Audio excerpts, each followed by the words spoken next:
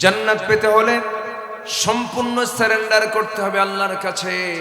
আল্লাহ রাব্বুল আলামিন বলে দিচ্ছেন, বান্দা তুমি এই আয়াতের অনুকূলে জীবন যাপন করো। কুল ইন্না সলাতি ওয়া নুসুকি ওয়া মাহইয়ায়া ওয়া মামাতি লিল্লাহি রাব্বিল আলামিন ইন্নী ওয়াজ্জাহতু ওয়াজহিয়া লিল্লাযী فطر السماوات والأرض حنيفا وما أنا من المشركين জোরে বলুন আল্লাহু আকবার। আমার বন্ধুগণ, আল্লাহ চান না কোনো বান্দা জাহান্নামে যাক, আল্লাহ চান সব বান্দাগুলো জান্নাতে চলে যাক। এই জন্য মাহে রমজানটা দিয়েছেন।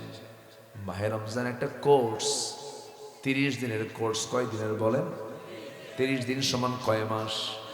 1 মাসের একটা কোর্স আল্লাহ পাক দিয়েছেন। এই 30 দিনের কোর্স তোমরা কমপ্লিট করো। এই 30টা দিন যদি কাজে লাগাও, এই মেজাজটা যদি বাকি 11 মাস যদি কাজে লাগায় দাও, জান্নাত পেতে কোনো বেগ পেতে হবে না। কিন্তু আমার বন্ধুগণ, আমার দেশের রোজাদার মুসলমান এমন রোজা রাখে সারাদিন ভালোই থাকে, শেষ রাত্রে খায়, কি সুন্দর সেহরি খাইলো, ফজর পড়লো, সারাদিন কোনো সমস্যা নাই। জোহর আসর চলে গেল, মাগরিবে সুন্দর করে ইফতারটা করলো। ইফতার করা শেষ, বুড়া চাচা আর মাথা ঠিক নাই, মাথা ঘোরে। মাথা ঘোরানি বন্ধ করার জন্য চলে গেছে চৌরাস্তার মোড়ে। দোকানদারকে বলে, একটা দাও তো খাই। এই আসে না নাই বলেন, কি খাই?